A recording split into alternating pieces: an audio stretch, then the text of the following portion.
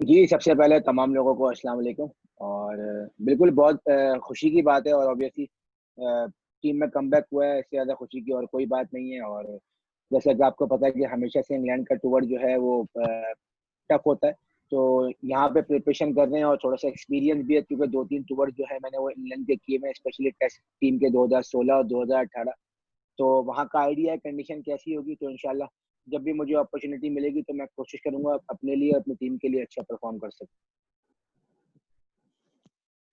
Okay, हम question answer session please start करते हैं। फर्स्ट फोर हैं जी, माजिद भट्टी साहब, सलीम खालिद साहब, रशीद शकूर और शाहिद हाशमी सर।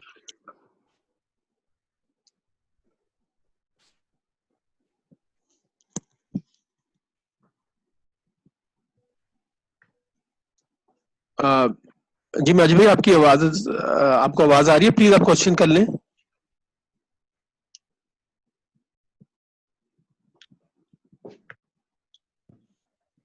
जी जी सरफराज, आवाज आ रही है मेरी? रजा, आवाज आ रही है? जी, जी अब आ रही है। जी, आ रही है। ओके।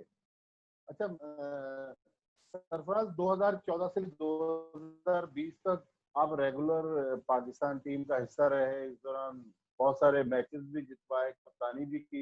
फिर ये जो पिछले चंद महीनों में एक ऐसा पीरियड आया, जाहिर है हर प्लेयर के कैरियर में ये टाइम आता है कि इन आउट प्लेयर होते रहते हैं। तो अब ये जो टीम इंग्लैंड की अनाउंस हुई है, आपका कमबैक हुआ है, तो ये दरमियान का जो पीरियड था, अब जो वापसी का जो सफर है, इस सब को किस तरह सम अप करेंगे? देखिए, ऑब्वियसली जो आपने ज़िक्र किया 2014 से लेके 2020 तक का, तो बहुत ही अच्छा सारा सफ़र था, बहुत अच्छा गुज़रा। अल्लाह का शुक्र है, परफ़ॉर्मेंस भी अच्छी रही। और जहाँ तक रही बात इस गैप के पीरियड की, तो ऑब्वियसली देखिए, ऑब्वियसली मुश्किल ज़रूर होता है कि आप एक टीम के रेगुलर मेंबर होते हैं, फिर आप जो है वो टीम से बाहर हो जाते हैं। तो मुश्किल ज़रूर होता है, लेकिन ये कि मेरे पास ये था कि मेरे पास जो उस वक़्त डोमेस्टिक चल रही थी, तो मुझे इतना सोचने का टाइम नहीं मिला। ऑब्वियसली ये ज़रूर हुआ कि हाँ यार, टीम से बाहर ज़रूर हुआ, लेकिन ये था कि डोमेस्टिक में फ़ौरन चला गया। तो ये कि मैचेस पे ध्यान लग गया, फिर उसके बाद पीएसएल शुरू हो गई। तो मेरा ज़्यादातर टाइम जो है वो क्रिकेट खेलते हुए गुज़र गया। तो मेरे लिए ये बहुत अच्छा साबित हुआ। और दूसरी चीज़ ये हुई कि ऑब्वियसली अभी ये टाइम मिला था, तो ये 3-4 महीने आपको पता है क्वारंटीन की वज़ह से, तो कोशिश की कि यार जो टाइम मिला उसमें अपने आप की फ़िटनेस बेहतर कर सकूँ, ताकि जब भी दोबारा मौका मिले तो पूरी भरपूर तैयारी के साथ जो है दोबारा टीम में जगह बनाऊँ।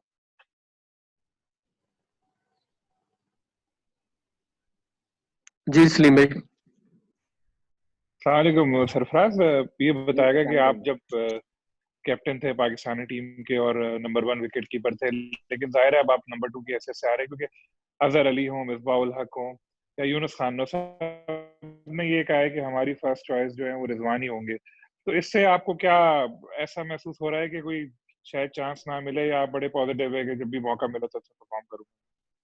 नहीं सलीम भाई, देखें ये तो आपको पता है कि नंबर 1 नंबर 2 तो आपको चलता रहता है। अगर आप ये देखें कि अगर आप 92 96 में आप देखें, तो जब मोइन भाई और राशिद भाई होते थे इंग्लैंड के टूर पे, तो कभी मोइन भाई नंबर 1 होते थे, कभी राशिद भाई नंबर 2 होते। तो आई थिंक ये कि रिजवान जो है अभी वो टीम के लिए अच्छा खेल रहा है, ऑब्वियसली वो फर्स्ट चॉइस है टीम के लिए, तो मैं भी वहाँ पर टीम में मौजूद हूँगा।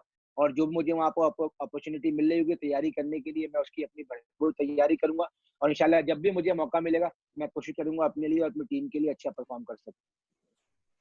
जी शकूर भाई। अस्सलाम वालेकुम सरफराज। जी, वालेकुम सलाम शुक्रिया। सरफराज, यही सवाल है, यही चीज़ है, क्योंकि ऐसी बात है कि कमबैक है। तो पिछले हम जब देखते हैं कि वो इंग्लैंड है कि जहाँ पे आपने पाकिस्तान को लीड किया, पाकिस्तान की टीम की क़यादत की, और अब जिस टीम के साथ जा रहे हैं उसमें आप बैकअप के तौर पर मतलब विकेट कीपर हैं, बैकअप विकेट कीपर हैं। तो ये चीज़ किसी भी ऐसे प्लेयर को जिसने इतना सर्व किया हो, कितना पेनफुल, कितनी तकलीफ दह सूरत हाल होती है, और उससे निकलना या उसको इस चैलेंज को कबूल करना कितना डिफिकल्ट होता है। और दूसरा, जब जिन हालात से आप गुजरे, आपको जो टीम से जब ड्रॉप हुए, तो आप समझते हैं कि कहीं ना कहीं कुछ गलती आपसे हुई कि आपने टीम को बिल्डअप करने में कुछ ज़्यादा ही अपनी तवानाई सर्व कर दी, और अपनी जो इंडिविजुअल कारकर्दगी थी, जो परफॉर्मेंस थी, उस पर थोड़ा सा आपने तवज्जो नहीं दी, या पूरा फोकस आपका टीम को बिल्डअप करने पे, वो आप समझते हैं कि ये गलती आपसे हुई है? देखें, जहाँ तक आपने बात की ऑब्वियसली कि आप बैकअप विकेट कीपर के तौर पर जा रहे हैं, तो ऑब्वियसली देखें मुश्किल ज़रूर होता है, लेकिन अगर आपके सामने जो आपका दूसरा जो पार्टनर है वो अच्छा परफ़ॉर्म कर रहा है, तो ऑब्वियसली इसमें ऐसी कोई बात नहीं होती। जैसे मैंने पहले मेंशन किया कि नंबर 1, नंबर 2 होने से कोई फ़र्क नहीं पड़ता। मसला ये होता है कि अगर आप टीम का पार्टनर उसमें ज़्यादा आपको ये होता है कि हाँ यार, आप टीम के साथ चल रहे हैं। तो ऑब्वियसली जैसे कि रिजवान मैंने पहले मेंशन किया कि वो टीम के लिए अच्छा कर रहे हैं, मैं उनके बैकअप के तौर पे जा रहा हूँ, तो मेरे लिए ऐसा कोई वो इश्यू नहीं। मेरे लिए ऑब्वियसली कि पाकिस्तान टीम में होना और जब मैं इस चीज़ का इंतज़ार करूँगा कि जब भी मुझे अपॉर्च्युनिटी मिले, मैं अपनी टीम के लिए अच्छा परफ़ॉर्म करूँ। और जहाँ तक रही बात कि अपनी परफ़ॉर्मेंस ऑब्वियसली कुछ गलतियाँ होती हैं जिसकी वज़ह से इंसान जो है बाहर होता है। तो हो सकता है कि मैंने शायद कोई गलतियाँ की होंगी जिसकी वज़ह से मैं टीम से बाहर हूँ, तो अब कोशिश करूँगा, अब जब मुझे दोबारा मौका मिले, तो मैं उन गलतियों को ना दोहराऊँ और अपनी टीम में दोबारा वापसी जगह बनाऊँ। जी शायद भाई।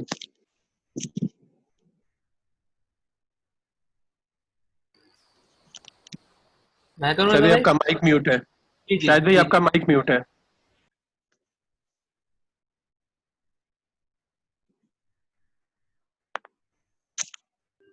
हाँ जी, अस्सलाम वालेकुम सरफराज। जी, अस्सलाम वालेकुम शाहिद भाई।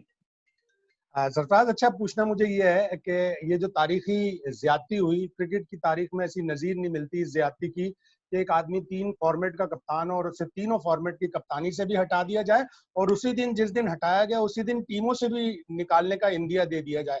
तो इस नाइंसाफी का जो 6-7 महीने का पीरियड था, ये आप भूल चुके?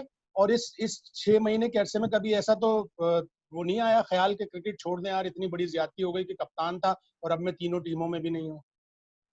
नहीं शाहिद भाई, देखिए बिल्कुल ऑब्वियसली आपको ये ज़रूर होता है कि जब आप टीम के रेगुलर मेंबर होते हैं, तो अब आप एकदम अचानक टीम से बाहर हो जाते हैं, तो आपको अफ़सोस ज़रूर होता है।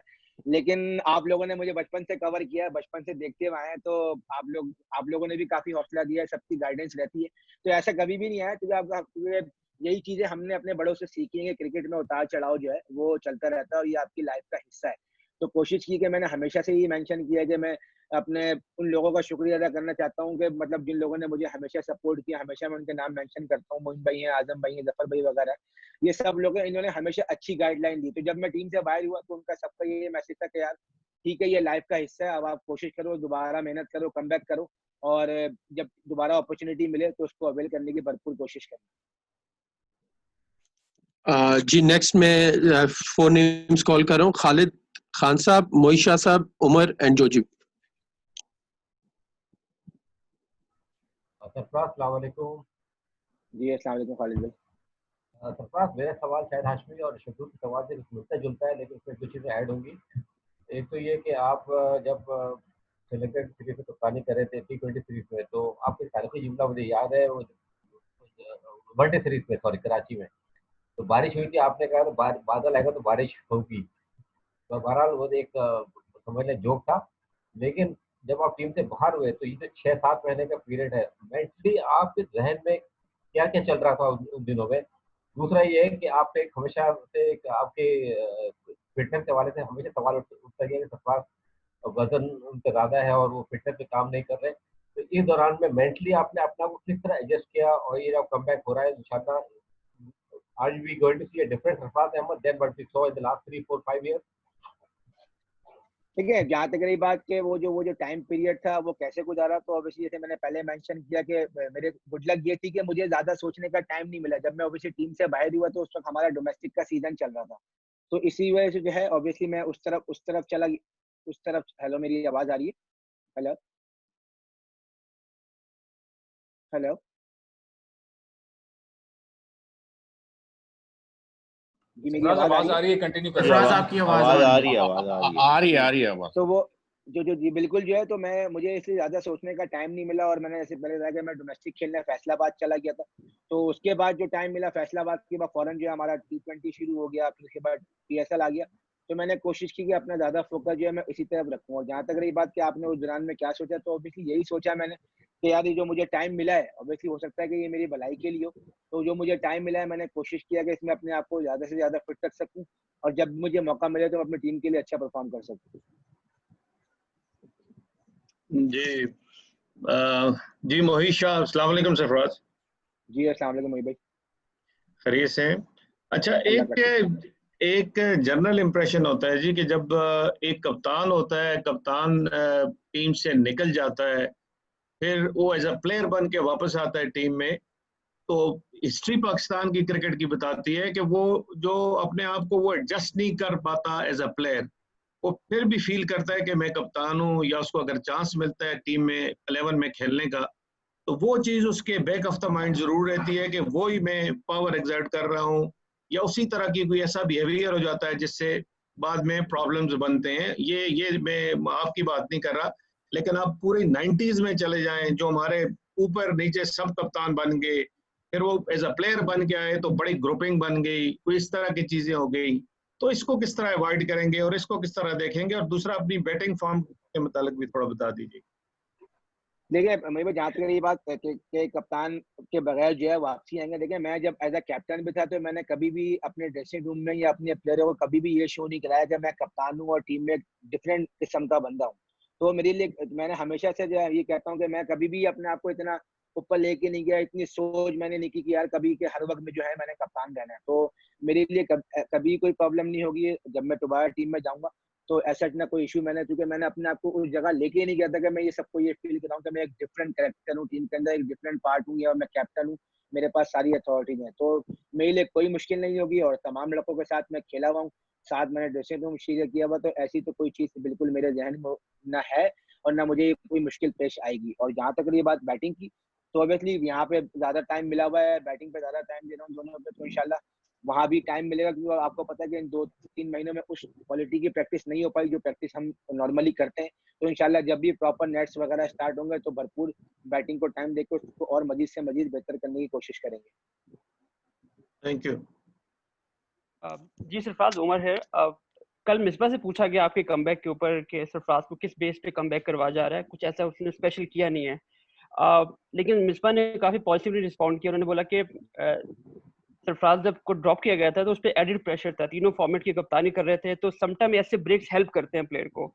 और सरफराज अभी भी हमारा एक्सपीरियंस प्लेयर है और हम यंग प्लेयर को लेके जाने के बजाय हम सरफराज को प्रेफर कर रहे हैं। तो आपको लगा कभी कि मेरे पास इतना प्रेशर था तीनों कैप्टन जो मैं कर रहा था तीनों फॉर्मेट की, तो ये ब्रेक मेरे लिए बहुत जरूरी था? देखिए जब ऑब्वियसली जब आप कैप्टनशिप करते हैं किसी भी फॉर्मेट की, जब आप करते हैं, आपके पास जिम्मेदारी होती है, तो देखिए कैप्टन के ऊपर ही सारा प्रेशर होता है क्योंकि उसके ऊपर जिम्मेदारी होती है। लेकिन ऑब्वियसली ये देखें क्रिकेट खेलते हुए अगर आपके बीच में इतना रेगुलर खेलते हुए अगर ऐसा एक ब्रेक आ जाए तो ऑब्वियसली वो हेल्प जरूर करते हैं। जैसे कि मिर्जा भाई के बीच में ड्यूरिंग भी मेरे जब कैम्प शैम में जब मैं गया, उसके अलावा जब मैं फिटनेस टेस्ट देने गया था, तो उनसे मेरी ये बात होती कि जो ये गैप मिला हुआ है इसको कोशिश करो कि इसमें अपने आप को फिट रख सको और जो भी ट्रेनिंग कर सकते हो बैटिंग की फील्डिंग की तो उसमें कर सको। तो आई थिंक मुझे उम्मीद है कि ये जो मुझे ब्रेक मिला है 7-8 महीने का, ये हेल्प करेगा और इंशाल्लाह जब भी मैं खेलूंगा तो मजीद और तवानाई के साथ खेलूंगा। सरफराज जोजी जी जोजी भाई, अस्सलाम वालेकुम। कैसे हैं? खैरियत से? अल्लाह का शुक्र। सरफराज, अभी आपने कहा कि आपसे कुछ गलतियां हुई जिसको आप नहीं दोहराना चाहेंगे, कोई हाईलाइट करें ना कुछ कि वो क्या गलतियां ऐसी थी कि जिसकी वजह से आपको तीनों फॉर्मेट से निकाल दिया गया और आपको डोमेस्टिक में वापस जाना पड़ा? कुछ ऐसी 2-3 आप अपनी चीजें कि जिसकी वजह से आप ड्रॉप किया। नहीं देखिए ऐसा, देखिए ऑब्वियसली जब आप कैप्टन होते हैं तो आप डिफरेंट सिनेरियो से आप सोचते हैं। जब आप कैप्टन होते हैं तो आप अपने बारे में कम सोचते हैं और कोशिश ये करते हैं कि आपकी टीम की जो परफॉर्मेंस है वो ज्यादा से ज्यादा बेहतर हो। मेनली आपका जो है रिजल्ट के ऊपर फोकस होता है, आपका ये फोकस होता है कि आप अपने जो प्लेयर्स हैं आप उनको ज्यादा से ज्यादा सपोर्ट कर सकें। ऑब्वियसली अब मैं कैप्टन नहीं हूँ तो अभी मेरी कोशिश होगी कि मैं अपने लिए और अपनी टीम के लिए जितना पार्ट अदा कर सकूँ वो अदा कर सकूँ, क्योंकि मैं अब एज अ प्लेयर टीम में खेलूंगा, उस वक्त मैं एज अ कैप्टन टीम के लिए खेल रहा था। तो अब मेरी ये कोशिश होगी कि अब मैं एज अ प्लेयर टीम में आया हूँ तो मैं अपने लिए और अपनी टीम के लिए जहां मेरी टीम को जरूरत हो और जिस सिचुएशन में जरूरत हो उस सिचुएशन में अच्छा परफॉर्म करने की कोशिश करूँ। एडिट करते हैं रज़ा, एक एडिट सॉन्ग प्लीज। जी कर ले जो फिर मैं आगे मूव ऑन। इसका मतलब है कि फिर मिसबा ने कल सही कहा था कि आपको ब्रेक जो दिया गया वो हेल्प करता है इस तरह प्लेयर्स को कम बैक करने में। देखिए बिल्कुल ऑब्वियसली मुझे भी ऐसा ही लगता है कि अगर ये जो मुझे हेल्प जो गैप मिला है इंटरनेशनल क्रिकेट का, तो ऑब्वियसली जब मैं दोबारा खेलूंगा तो मेरी कोशिश ये होगी कि मैं भरपूर तवानाई के साथ और अच्छे से अच्छा खेल सकूं। और थैंक यू। जी नेक्स्ट 4 क्वेश्चंस है जुबैर नजीर साहब, महमूद रियाज, फैजान लखानी और गफार प्लीज। जी सरफराज अस्सलाम वालेकुम। जी अस्सलाम वालेकुम। क्वेश्चन ये है कि as a player, as a former captain, Pakistan team के जो है ट्रिप के लिए कॉम्बिनेशन को कैसे देखते हैं आप ओवरऑल? और जाहिर है कि इंग्लैंड में आपने अच्छा परफॉर्म किया इससे प्रीवियस, अगर रैकेट चेक किया जाए तो अब क्या होप्स और एक्सपेक्टेशन है, क्योंकि आप एक सीनियर बैट्समैन है और टीम को आपकी जरूरत भी होगी। देखिए अगर आप स्क्वाड की बात करें तो ऑब्वियसली बड़ा जबरदस्त स्क्वाड जो है वो अनाउंस हुआ हुआ है, और टेस्ट टीम जो है पिछले अभी जो हमारा रिसेंटली जो यहाँ पे हुई है होम सीरीज से बड़ा अच्छा खेले और लड़के बहुत जबरदस्त फॉर्म में। ऑब्वियसली अनफॉर्चुनेट हो गया कि हमारा ये गैप आ गया, लेकिन जो है टीम ओवरऑल अगर आप देखें तो टीम जो है बहुत अच्छी है। फास्ट बॉलर बहुत अच्छे सिलेक्ट किए गए, जो कि मुझे उम्मीद है कि वहाँ पे जाके आउट करेंगे। तो ओवरऑल अगर आप पास में रिकॉर्ड देखें इंग्लैंड का, स्पेशली टेस्ट टीम का हमारी, तो वो बहुत अच्छा रहा और मुझे पूरी उम्मीद है कि हम इस सीरीज में जो है अच्छा परफॉर्म करेंगे।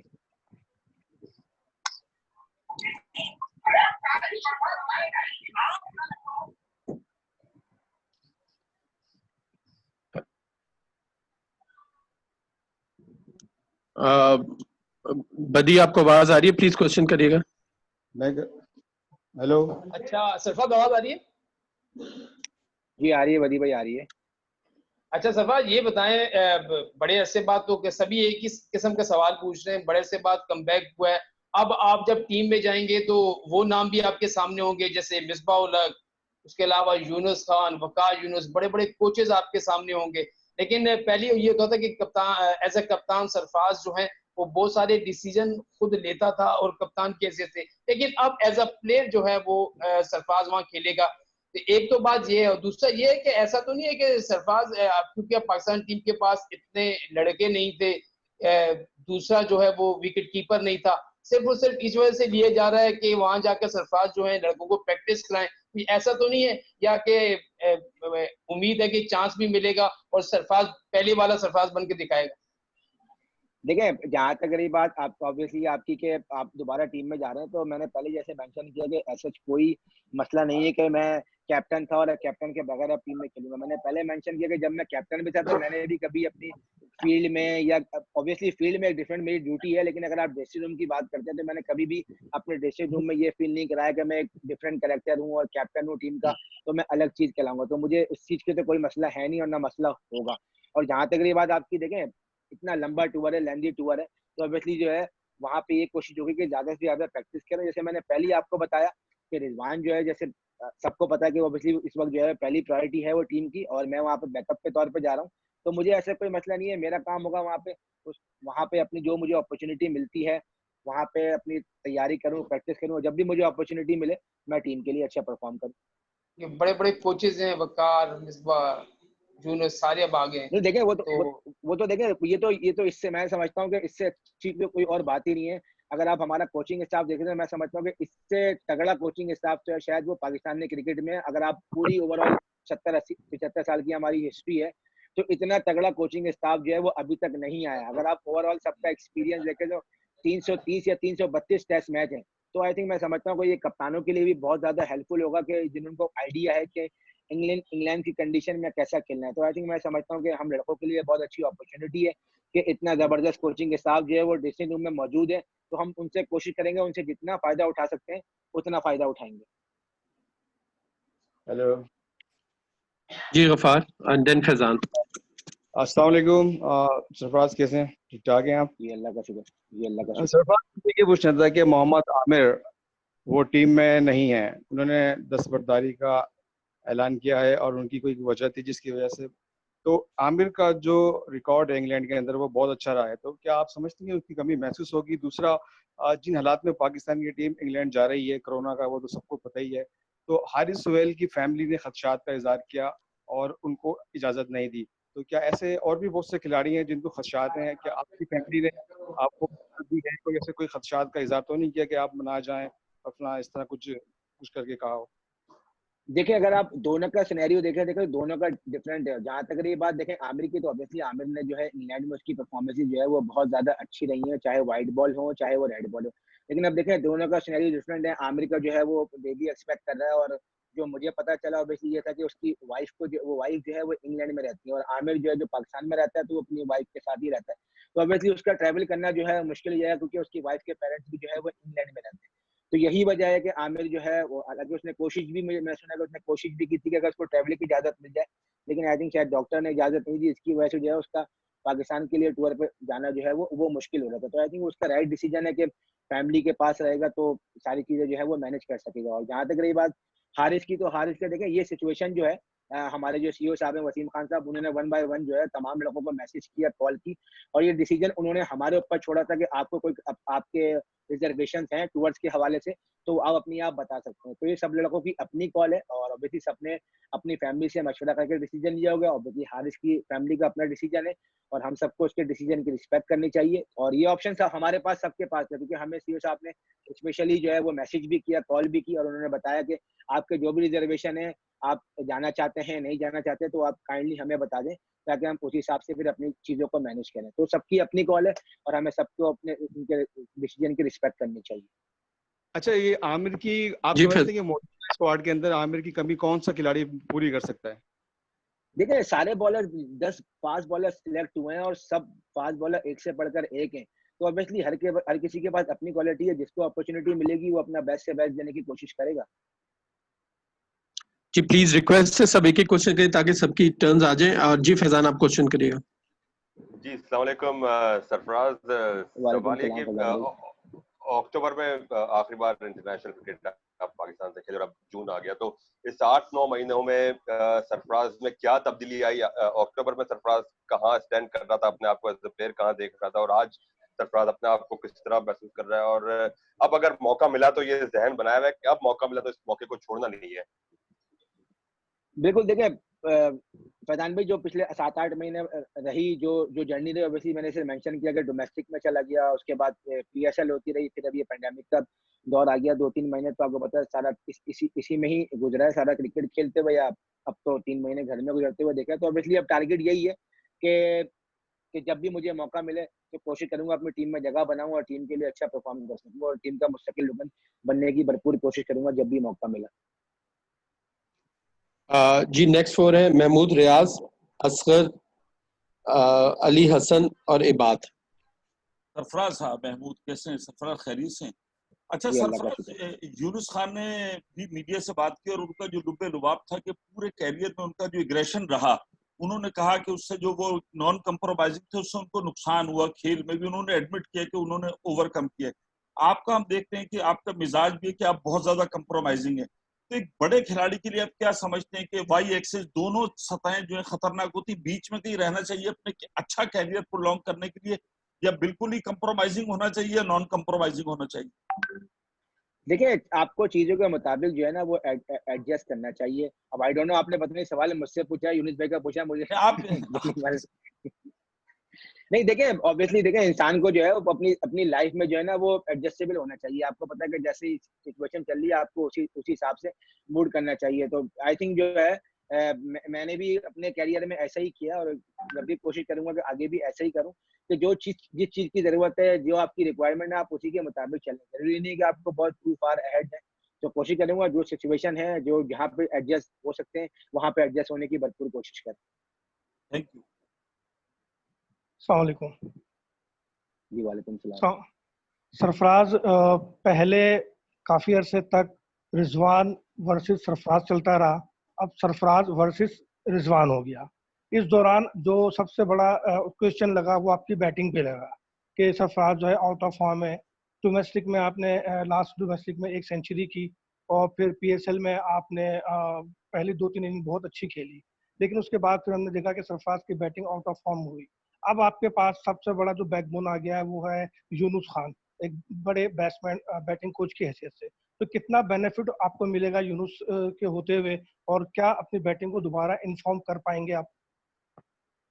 देखिए जहाँ तक रही बात यूनिस भाई की, तो ऑब्वियसली यूनिस भाई के आने से एक तो बहुत ज्यादा फर्क पड़ेगा, जो उनका एक्सपीरियंस है, जो उनके वर्क एथिक है। और हम अपने आप को खुशनसीब समझते हैं कि हम जो टीम में 7-8 लड़के हैं वो यूनिस भाई के साथ लास्ट चार साल खेले हैं, जिसमें 2014, 15, 16, 17 हम यूनिस भाई के साथ खेले हैं। तो ऑब्वियसली हमारे लिए आसानी होगी कि हमें एक जो कन्वर्सेशन है उसमें इतना मसला नहीं होगा। जो भी मसले मसाइल होंगे वो हम यूनुस भाई के साथ अच्छा डिस्कस कर सकते हैं, और जो उनका एक्सपीरियंस है वो हम उससे कोशिश करेंगे कि ज़्यादा से ज़्यादा हासिल कर सकें। और जहाँ तक रही बात आपने नंबर 1 नंबर 2 की, जैसे मैंने आपको पहले मेंशन किया, देखें ये आपके लाइफ का हिस्सा होता है। जब आपके एक टाइम पे 2 अच्छे विकेट कीपर खेल रहे होते हैं तो नंबर 1 नंबर 2 होने में कोई मसला नहीं है। तो अब पास में ऐसा होता रहा, जैसे मैंने पहले मेंशन किया कि अगर आप 90s में जिक्र करते हैं तो कभी राशिद भाई नंबर 1 होते थे, कभी मोइन भाई नंबर 1 होते थे।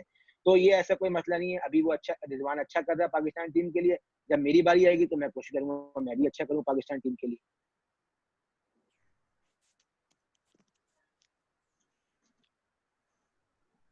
कोई है जी कि मैं सवाल अली। करूं? जी अली। सरफराज, डोमेस्टिक क्रिकेट की बात हो रही है और आपने खुद कहा कि गैप तवील मिला जिसको अपने यूटिलाइज करने की कोशिश की।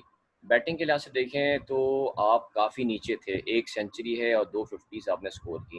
लेकिन अगर हम विकेट कीपिंग के लिहाज से बात करें तो आप टॉप 3 में रहे, 26 डिसमिसल रहे डोमेस्टिक क्रिकेट में आपके, तो काफ़ी अच्छी परफॉर्मेंस रही बनस्बत अपने रिजवान के। समझते हैं जगह बनाने के लिए आपको विकेट कीपिंग के साथ साथ बैटिंग की में भी जौहर दिखाना ज़रूरी है, क्योंकि ये टाइम आपने खुद कहा कि मौका मिलने का है और वापसी का मुस्तकिल रुकन बनने के लिए। तो आप क्या समझते हैं कि बैटिंग आपकी क्यों अभी तक सही नहीं हो पा रही? क्या खामियां जो अभी तक कवर नहीं कर पा रहे आप? अली भाई, मैं आपने जो डोमेस्टिक की बात की तो देखें, अगर आप मेरे मैचेस देखेंगे तो मैचेस मेरे ऑब्वियसली 6 मैचेस में खेला हूँ, लेकिन इनिंगें मेरी 7 7 मैचेस है। साथ नहीं में 7, हाँ 7 मैचेस खेला हूँ, लेकिन अगर आप मेरी इनिंग देखेंगे ना तो मेरी 7 इनिंग, मेरी इनिंगें भी जो है वो 14 जो है पूरी नहीं आई है। तो 7 इनिंग है मेरी। तो ऑब्वियसली जहाँ तक रही बात बैटिंग की, तो ऑब्वियसली कोशिश करूंगा कि अभी जो टाइम मिला हुआ है यहाँ पे देखें, यहाँ पे ऑब्वियसली अपना नेट्स वगैरह करें, जैसे मैंने पहले कहा कि यहाँ पे प्रैक्टिस करें, लेकिन अभी उस हाई इंटेंसिटी की प्रैक्टिस जो है वो अभी नहीं हो पा रही, क्योंकि आपको पता है नेट्स अवेलेबल नहीं है। तो जब अभी हमारा नेट शुरू होगा, यहाँ पे जो टाइम मिला उसमें भरपूर प्रैक्टिस करते रहे बैटिंग की। और आपको पता है विकेट कीपिंग के साथ बैटिंग जो है वो बहुत ज्यादा जरूरी है। तो मुझे जब भी, जैसे मैंने पहले कहा कि वहाँ पे जो टाइम होगा उसको पूरा अवेल करने की कोशिश करूंगा, और जो यूनिस भाई हैं, मिसबा भाई हैं, उनके साथ बैटिंग पे काम करने की कोशिश करूंगा। और जब भी मुझे मौका मिलेगा अपनी कीपिंग के साथ बैटिंग में भी अच्छा परफॉर्म कर सकूंगा। ये बात। अस्सलाम वालेकुम सरफराज भाई, आवाज आ रही है आपको? जी वालेकुम सलाम। वालेकुम सलाम। सरफराज भाई बात कर रहा हूँ। तो सरफराज भाई मेरा एक सवाल है और उसके 2 हिस्से हैं। सबसे पहले तो बहुत ही जल्दी से आपकी में तब्दीलियां आई, पहले आपको कप्तानी से हटाया गया, फिर आपको टीम से निकाला गया। अब आपको क्रेडिट देना चाहिए कोरोना को, कि कोरोना की वजह से आप टीम के अंदर शामिल हो गए हैं और फिर इंग्लैंड का टूर है और जो मुश्किल है। तो आप खुद को कहाँ देख रहे हैं, कहाँ टीम के अंदर आप किस तरह से जगह बनाने की कोशिश करेंगे, क्योंकि आगे वर्ल्ड कप भी आ रहा है, एशिया कप भी सर पर है, टीम जो आपके फैंस हैं वो आपको देखना भी चाहते हैं। और दूसरा मेरा सवाल ये है कि यूनुस खान से बहुत सारी उम्मीदें एकदम सबने वाबस्ता कर ली हैं, इंग्लैंड का टूर एकदम से करीब आ गया है और सबने उम्मीदें ये वाबस्ता कर ली हैं। तो क्या यूनुस खान इतनी जल्दी कोई रिजल्ट दे पाएंगे टीम को? और क्योंकि आप कप्तान भी रह चुके हैं, बैटिंग लाइन भी से भी खूब आप वाकिफ हैं, तो क्या यूनुस खान इस बैटिंग लाइन को, क्योंकि उनके पास जादू की छड़ी तो है नहीं जो एकदम से घुमा देंगे और सारी बैटिंग लाइन ठीक हो जाएगी, क्या वो रिजल्ट दे पाएंगे? बात भी बहुत सारे सवाल हो गए। एक तो आपने बोला कोरोना की वजह से टीम में आ गया, 2 वो सवाल हैं, एक आपकी परफॉर्मेंस के हवाले से, दूसरा यूनुस खान के हवाले से। देखिए परफॉर्मेंस की जहाँ तक की बात है, देखें अभी आपने जैसे बात की कि आप किस तरह अपने आप को करेंगे, जो टीम में देखें ऑब्वियसली जो सिलेक्शन हुई है वो आप सबके सामने है, और इसमें कोई मसले वाली बात नहीं है। जैसे कि सब चीजें मेंशन हो चुकी हैं कि कौन किस बेस पे किस तरह सिलेक्ट हुआ है और क्या क्या है। मेरी जैसे मुझे बताया कि मैं बैकअप के तौर पर विकेट कीपर पे जा रहा हूँ, तो बिल्कुल मेरी कोशिश होगी कि जो मुझे वहाँ पे टाइम मिलेगा मैं उसको अवेल करूंगा, बैटिंग पे कीपिंग पे अपनी फिटनेस से भरपूर टाइम दूंगा, और जब भी अपॉर्चुनिटी मिलेगी टीम के लिए अच्छा परफॉर्म करूंगा। और जहाँ तक रही यूनिस भाई की बात, तो देखें ऑब्वियसली यूनिस भाई हैं, उन्होंने कुछ क्राइटेरिया बनाया होगा, कुछ सारा कुछ सिस्टम बनाया होगा कि वो टीम को कैसे लेकर चलेंगे। और ऑब्वियसली वो कोशिश करेंगे जो उनके पास एक्सपीरियंस है, जो वहाँ पर किस टेक्निक के हिसाब से खेलना है। ऑब्वियसली कुछ लड़के ऐसे हैं जो कि हमारी वहाँ पे टीम में पहले खेल चुके हैं। अगर आप बात करें असद शफीक की, अजहर अली की, बाबर आजम की, या मैं हो गया या रिजवान हो गया, हमने पहले वहाँ के टूर किए। बाकी जो लड़के हैं उनके लिए एक अच्छी चीज ये होगी कि यूनुस भाई हो गए, वहाँ पे मिर्जा भाई होंगे, वो अपना ये एक्सपीरियंस शेयर कर सकते हैं कि यहाँ की कंडीशन कैसी होगी, हमें किसके हिसाब से किस सेशन में किस तरीके से बैटिंग करनी है। तो जहाँ तक ये बात है, ये बहुत फायदा होगा। डिलीवर देखे करना या ना करना ये तो बात की बात है, लेकिन वो जो अपना एक्सपीरियंस शेयर करेंगे वो लड़कों को बहुत फायदेमंद देगा, उससे बहुत ज्यादा एडवांटेज होगा। जो भी नए प्लेयर जा रहे हैं, जैसे आबिद अली हैं, वो फर्स्ट टाइम इंग्लैंड में खेलेंगे। उसके अलावा इफ्तिखार पहले एक टेस्ट मैच खेल चुका है, फवाद आलम जो है पहली बार जो है वो वहाँ पे इंग्लैंड में जो है वो टेस्ट मैच खेलेगा। तो ये जो हमारे पास ये जो यूनिस भाई का एक्सपीरियंस है, ये हमारे बहुत काम आएगा। ये जो बताना, आई थिंक बताने से बहुत फर्क पड़ता है। अगर आप कोई चीज़ आपके ज़हन में नहीं हो और वो चीज़ आपके साथ ग्राउंड पे हो जाए तो वो मुश्किल होता है। हाँ, अगर कोई चीज़ आपको बताई हो और जब वो ग्राउंड में होती है तो उससे बड़ा फ़ायदा होता है। जैसे मैंने पहले मेंशन किया, इस वक़्त जो हमारी मैनेजमेंट है, आई थिंक मैं समझता हूँ सबसे स्ट्रॉन्ग मैनेजमेंट जो है वो मैंने अभी तक अपने कैरियर में भी देखी है, जो मैंने अपने खेलते हुए कैरियर में, या अगर आप पास में भी आप देखें तो इतनी स्ट्रॉन्ग मैनेजमेंट जो है वो शायद पाकिस्तान टीम में कभी भी नहीं देखी। आई थिंक ये क्रेडिट पीसीबी को देना चाहिए कि वो ये सोच रहे हैं कि पाकिस्तान की बेहतरी के लिए हम कर सकते हैं, कौन से ऐसे लोग हैं जो पाकिस्तान के लिए अच्छा परफॉर्म कर सकते हैं। सीबी ने एक बेहतरीन काम किया कि इतना जबरदस्त कोचिंग स्टाफ जो है वो इंग्लैंड टूर के लिए अनाउंस किया है। तो आई थिंक इससे लड़कों को बहुत ज्यादा फायदा होगा और जो लड़के इस टूर से सीख सकेंगे उनके कैरियर में आगे बहुत फायदा होगा। एक रिक्वेस्ट है जी, प्लीज रेपिटेशन ना करें क्वेश्चंस की और एक एक क्वेश्चन करिएगा ताकि सबकी टर्न्स आ सके जी। नेक्स्ट है जी खिजर शुएब जट। एशिया कप और वर्ल्ड कप वाला जवाब नहीं दिया। बात प्लीज आप नेक्स्ट ऑन करें, फिर बाद में करते हैं क्योंकि बाकी सबकी भी टर्न्स आनी है। प्लीज सवाल दो क्वेश्चन से कुछ माइक खुले अभी टेस्ट क्रिकेट पे देखें, अभी पहला काम है टेस्ट क्रिकेट पे। टेस्ट क्रिकेट की अभी पहले है हमारी टेस्ट क्रिकेट, तो हम पहला फोकस उसी पे ही है। देखें 29 लड़के ये गए हुए और सारे अवेलेबल है सिलेक्शन के लिए, ठीक है ना। तो अभी हम पहला टारगेट देके अभी हम टेस्ट टीम पे फोकस कर रहे हैं, तो जब T20 आएगा तो फिर उसके बाद में देखेंगे जी। प्लीज नेक्स्ट क्वेश्चन है, प्लीज रेपिटेशन ना करें और एक एक क्वेश्चन प्लीज करिएगा ताकि सबकी टर्न्स आ सके। काफी लोग अभी लेफ्ट ओवर है, प्लीज इनके क्वेश्चन नहीं हुए। नेक्स्ट है जी खिजर, शुएब जट, इमरान और लालू खान जी प्लीज। जी अस्सलाम वालेकुम सरफराज, मेरा सवाल आपसे ये है कि जब आपका लास्ट कमबैक था, जब आप पाकिस्तान टीम में आए थे 2014 में, तो आपने जब वो बहुत ही डिफरेंट सिनेरियो था और इवन कि आपने खेलने के बाद ये बोला था कि ऐसा लग रहा है कि आप अपना डेब्यू कर रहे हैं, या वो वर्ल्ड कप का जो मैच था 2015 के, तो उसके बाद आपने बोला था कि आपको ऐसा फील हुआ कि आप अपना डेब्यू कर रहे हैं। तो ये जो आपका कमबैक है, इसको लेकर आप किस तरह से सोच रहे हैं? क्योंकि वही वाली बात है कि अगर सरफराज यहाँ पे नहीं चलते तो फिर बहुत सारी बातें होंगी। और इसके साथ साथ जुड़ा हुआ एक और यही सवाल मेरा ये है कि जब कोई क्रिकेटर कमबैक कर रहा होता है, तो जैसे शुएब मलिक ने कमबैक किया था 2013 में, तो कमबैक से पहले उन्होंने कहा था कि मुझे क्लैरिफिकेशन चाहिए, मुझे मेरा नंबर पता होना चाहिए, मुझे मेरा रोल पता होना चाहिए। तो जब इतने बड़े कोचिंग स्टाफ में, जहाँ पर हमने हमेशा ये एक्सपेक्ट किया कि जब भी हमारी मजबूत टीम होती है, हम ये एक्सपेक्ट तो ये ज़रूर करते हैं कि ये बहुत बड़ी टीम है, बहुत बड़े बड़े स्टार्स इसमें माजी में शामिल हुए हैं, मगर हमारे रिजल्ट ऐसे नहीं आते और बजाय अच्छे रिजल्ट आने के कंट्रोवर्सी सामने आती हैं। तो इतने मजबूत कोचिंग स्टाफ में क्या सरफराज ने कोई क्लैरिफिकेशन मांगी है कि उनका क्या रोल होगा, कि नंबर क्या होगा? क्योंकि आप अपनी कैप्टनसी में भी आपका कोई नंबर डिसाइड नहीं हुआ था, कभी आप ऊपर खेल लेते थे, कभी नीचे खेल लेते थे। तो ये दो सवाल हैं, अगर आप इसका जवाब देना चाहें तो। देखिए, जहाँ तक रही बात, देखें कमबैक की, तो ऑब्वियसली कमबैक जो है हमेशा वो ऐसा ही होता है कि किसी भी प्लेयर्स के लिए वो कमबैक जो है आपको ऐसा लगता है कि आप पहली बार मैच खेलें, क्योंकि वो जो फीलिंग होती है आप, क्योंकि उस इंटरनेशनल सिनेरियो से जो है ना आप थोड़ा सा गैप आया हुआ होता है आपका, और तो उसकी आप थोड़ा सा एडजस्ट होने में आपको ना टाइम लगता है। तो ऑब्वियसली कमबैक जो है हमेशा मुश्किल होता है और कमबैक बिल्कुल डेब्यू की तरह ही होता है। वही वाली फीलिंग होती थी कि आप ऐसा लग रहा था कि आप पहली बार जो है वो ग्राउंड में जा रहे हैं। तो ऑब्वियसली कमबैक होगा, जब भी कमबैक होगा तो इंशाल्लाह कोशिश करूंगा कि जैसे मैंने 2014 में कमबैक किया था या 15 की आप बात करते हैं, तो कोशिश करूंगा उससे ज्यादा स्ट्रॉन्ग कमबैक करने की कोशिश करूंगा। और जहाँ तक ये बात, देखिए क्लैरिटी की, तो ऑब्वियसली क्लैरिटी की कोई मसला नहीं। मैं टीम में विकेट कीपर बैट्समैन हूँ और सेकंड विकेट कीपर जो है वहाँ टीम में जा रहा हूँ। और बैटिंग की जहाँ तक ये बात, तो टेस्ट मैच में जो है वो विकेट कीपर का बैट्समैन आपको पता है 6वां या 7वां है, तो ऐसी कोई क्लैरिफिकेशन की कोई जरूरत नहीं है। और मुझे ऐसा कोई मसला भी नहीं कि आप मुझे इस नंबर पे खिला दें, इस नंबर पे खिला दें। जहाँ टीम मैनेजमेंट को जरूरत होगी वहाँ टीम के लिए हाजिर है। जी शुएब। सरफराज, पूरा पाकिस्तानी आपसे प्यार करता है और हम सब आपको चमकता हुआ देखना चाहते हैं। अगर आप लाइट के रुख पे बैठते तो ज्यादा खूबसूरत नजर आ रहे होते। अब टीवी चैनल पे चलाने में जरा मसला होता है। खैर, पाकिस्तान के किसी दो ही विकेट कीपर हैं, तस्लीम आरिफ और इम्तियाज अहमद, जिन्होंने डबल सेंचुरी स्कोर की। उसके बाद हमारे विकेट कीपर जो है वो डबल सेंचुरी के करीब भी नहीं गए।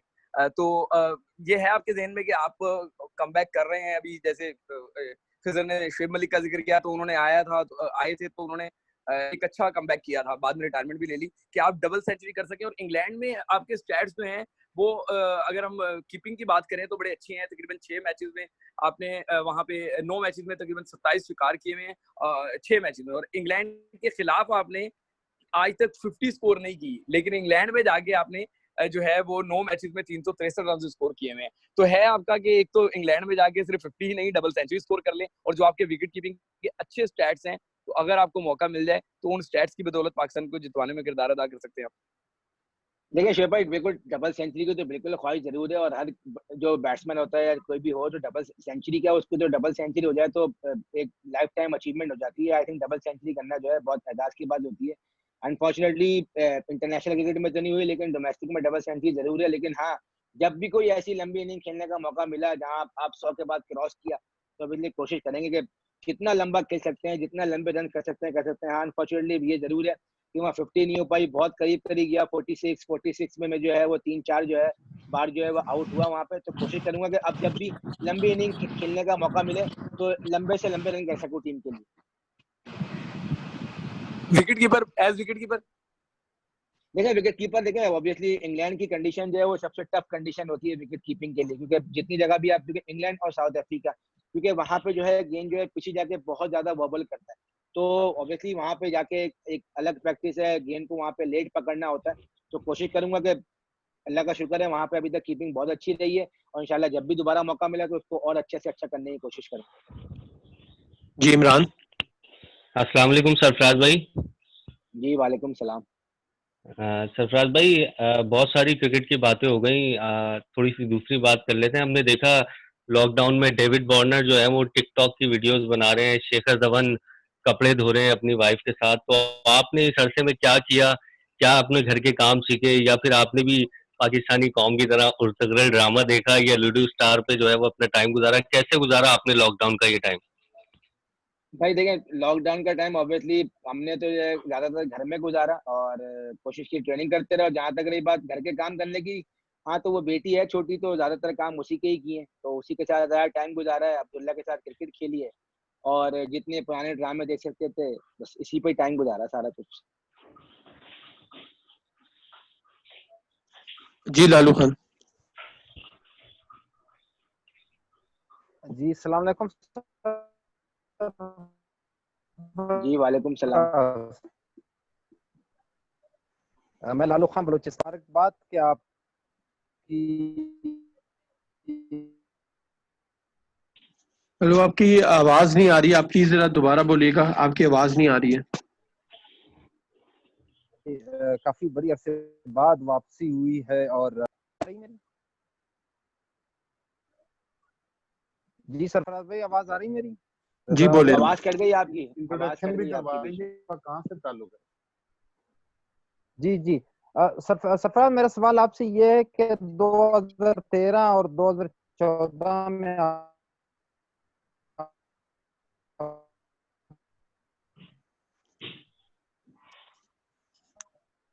आपके सिग्नल का इशू आ रहा है, आपकी आवाज नहीं आ रही। मैं आपके पास नेक्स्ट क्वेश्चन लेके आपके पास वापस आता हूँ, प्लीज आप उधर देर तक अपना सिग्नल्स का इशू ठीक कर ले, मैं आपके पास वापस आता हूँ। नेक्स्ट है एहसान मोहसिन शाहजेब। सरफराज, मेरा आपसे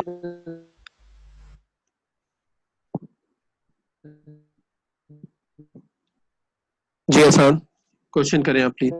सरफराज, मेरा आपसे सवाल ये है कि आप 2010 में आए टेस्ट क्रिकेट में, उसके बाद फिर 2014 जो है आपके लिए बड़ा अच्छा साबित हुआ। 3 सेंचुरीज आपने की, जो कि आपके करियर की भी 3 सेंचुरी साबित हुई। उसके बाद से आप सेंचुरी करीब तो पहुंचे, लेकिन सेंचुरी बास्केट विकेट कीपर बैट्समैन कितना जरूरी है, क्योंकि अब तो आप वापस आ रहे हैं, आपके लिए सेंचुरी स्कोर करना, ये एक अच्छा स्कोर करना, ताकि अगर प्रैक्टिस मैच में आपको मौका मिलता है या आपको टेस्ट मैच में मौका मिलता है तो ये स्कोर्स जो है आपकी, जो आपको मौका मिल रहा है उस पर आपकी गिरफ्त बन जाए, और नेक्स्ट जो है वो आप टीम का मुस्तकिल हिस्सा बन जाए। क्योंकि आपकी जो बैटिंग है, यकीन तौर पर विकेट कीपर से जो है वो बैटिंग भी एक्सपेक्ट करते हैं फैंस भी और टीम भी पूरी। तो आप सेंचुरी के करीब तो पहुंचे, लेकिन सेंचुरी कर नहीं पाए। तो ये 6 साल में सरफराज की सेंचुरीज कहाँ चली गई? क्या वजह हुई कि सरफराज, या नंबर का इशू तो नहीं कि आप नीचे के नंबर पे ज्यादातर खेलते हैं तो आपके पास आपको मौका नहीं मिलता, कि अगर आपको मौका मिले ऊपर के नंबर पे तो शायद आप सेंचुरी भी स्कोर पाए और एक अच्छे रन स्कोर कर पाए? देखिए जहाँ तक ये बात अब सेंचुरी करने की, तो ऑब्वियसली जैसे आपने बताया कि 2014 में सेंचुरियां हुई थी, उसके अलावा करीब करीब जरूर गया हूँ 90s में गया हूँ, एक बार 96 पे आउट हुआ हूँ, फिर 2-3 बार जो है वो 90s में आउट हुआ हूँ।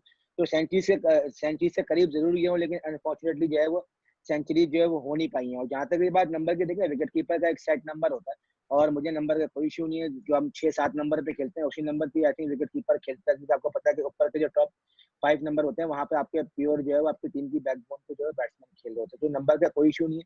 हाँ, कोशिश जरूर करूंगा कि जो 90s पे जाके थोड़ा सा और टाइम लूं। जब 90s में जाता हूँ थोड़ा सा हो सकता है कि शायद नर्वस 90s का शिकार हो जाता हूँ, जिसकी वजह से जो है वो वहाँ पे मिस्टेक्स होती है, आउट हो जाता हूँ। एक बार तो 96 पे मतलब अपनी ही गलती से आउट हुआ। कोशिश करूंगा जो भी वहाँ पे प्रैक्टिस मैचेस में मौका मिले ज्यादा से ज्यादा नेट पे लंबी बारी करूँ, ताकि अच्छा बैट परफॉर्म कर सकूं विकेट कीपिंग के साथ।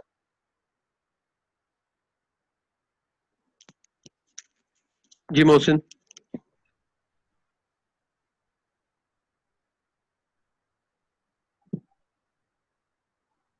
मोहसिन आपको आवाज आ रही है? ओके जी शाहजेब आप क्वेश्चन करिएगा। अस्सलामुअलैकुम सरफराज। सरफराज पहले तो ये जानना चाहूंगा कि टेस्ट मैच में तो आपको सेकंड चॉइस करार दिया जा रहा है, लेकिन T20 की शायद आप फर्स्ट चॉइस हो। T20 में अगर आपके स्टार्ट्स देखते हैं तो नंबर 3 और नंबर 4 पर आपकी 40 की एवरेज है, 140 का स्ट्राइक रेट है। फिर भी क्या वजह है कि आपका एक बैटिंग नंबर सेटल नहीं हो पाता था? सेकेंडली ये जानना चाहूंगा कि जो टीम मैनेजमेंट में 14 लोग जा रहे हैं, सपोर्टिंग स्टाफ जो है, ये कितना मदद करेगा या कुछ ज्यादा हो गया? देखिए जहाँ तक रही बात, देखिए ऑब्वियसली पहले से मैंने पहले बताया कि पहले टेस्ट मैच है तो सारा फोकस जो है वो टेस्ट क्रिकेट की तरफ है, और जो फिर उसके बाद T20 है, तो उसके बाद जो भी आपको जैसे मैंने पहले ही बताया कि 29 लड़के वहाँ पर जा रहे हैं, तो सब अवेलेबल है सेक्शन के लिए, और जो बेस्ट पॉसिबल टीम होगी वहाँ पे टीम मैनेजमेंट समझेगी, उसी टीम को वो उतारेगी वहाँ पे। और जहाँ तक रही बात कोचिंग स्टाफ की, तो मैं समझता हूँ देखिए 29 लड़के जा रहे हैं और 29 लड़कों को जो है ना वो 1 या 2 बंदे जो है ना वो मैनेज नहीं कर सकते, जिसमें से देखें कुछ जो है वो आपके ग्राउंड के बाहर का भी स्टाफ है, जिसमें आपके फिजियो आ जाते हैं, उसमें सिक्योरिटी ऑफिसर आ जाते हैं, उसमें आपका ट्रेनर्स आ जाता है, जो डॉक्टर जा रहे हैं। अब 29 लड़के हैं, तो अगर डॉक्टर एक जा रहा है तो आई थिंक मैं समझता हूँ कि जो कोचिंग स्टाफ जा रहा है वो इतने लड़कों के लिए जरूरी है कि ताकि सब लड़कों को प्रॉपर ट्रेनिंग जो है वो दी जाए। 10 फास्ट बॉलर जा रहे हैं, 5 स्पिनर हैं, 2 विकेट कीपर हैं, उसके अलावा 10 बैट्समैन है, तो आई थिंक ये मैं समझता हूँ कि अच्छा है कि काम जो है वो डिस्ट्रीब्यूट होगा। कोशिश करेंगे कि लड़कों को सही तरीके से गाइडलाइन दी जाए, ताकि अच्छा है कि लोगों को मैनेज, 29 लड़कों को देखने में आपको लगता है कि 29 लड़के हैं, लेकिन 29 लड़कों को मैनेज करना हर किसी का अपना दिमाग है, हर उसके दिमाग से उसकी बॉडी के हिसाब से उसको लेके चलना है। तो मैं समझता हूँ कि जो कोचिंग स्टाफ है वो बिल्कुल सही है। और टीमों का अगर आप देखें तो देखें हमने तो 20-20, 25-25 लोग जो हैं वो टीमों के साथ देखे हैं। तो पाकिस्तान का तो ये टूर है स्पेशली क्योंकि 29 लड़के जा रहे हैं, तो आई थिंक मैं समझता हूँ जो कोचिंग स्टाफ है वो सबको भरपूर टाइम देगा वहाँ पे। जी लालू खान आपको आवाज आ रही है, आप प्लीज क्वेश्चन करिएगा। जी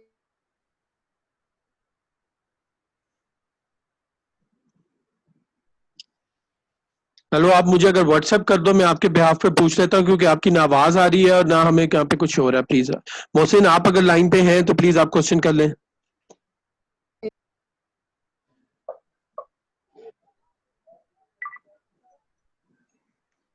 रजा भाई मेरी आवाज आ रही है आप तक? जी अब आ रही है, प्लीज क्वेश्चन कर लें फौरन। जी सरफराज मेरा सवाल आपसे ये था कि 2013 और 2014 में आपकी परफॉर्मेंस काफी बेहतर थी, फिर उसके बाद आप कप्तान भी बने, चैंपियंस ट्रॉफी भी जितवाई। अब जो बड़ी अरसे बाद आप बड़ी अरसे तक आप ड्रॉप भी रहे टीम से, कप्तान भी आपसे के तहत क्या ये पुराना 2013 वाला सरफराज इस बार देखने को मिलेगा या कोई नया रूप इस बार लेकर आ रहे हैं आप? देखिए मेरी कोशिश होगी कि जो 2013-14 में कमबैक हुआ है उससे और अच्छा कमबैक करने की कोशिश करूं और ज्यादा अच्छी परफॉर्मेंस करने की कोशिश करूं। तो टारगेट मेरा यही है कि जब भी दोबारा मौका मिले जो पिछली परफॉर्मेंस की है उससे और अच्छी परफॉर्मेंस करने की कोशिश करूंगा। ओके मोहसिन आपको आवाज आ रही है प्लीज?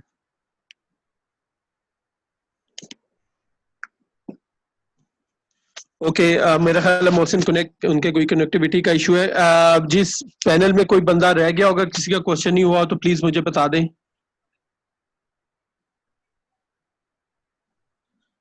ओके रजा मैं एक सवाल कर सकता हूँ?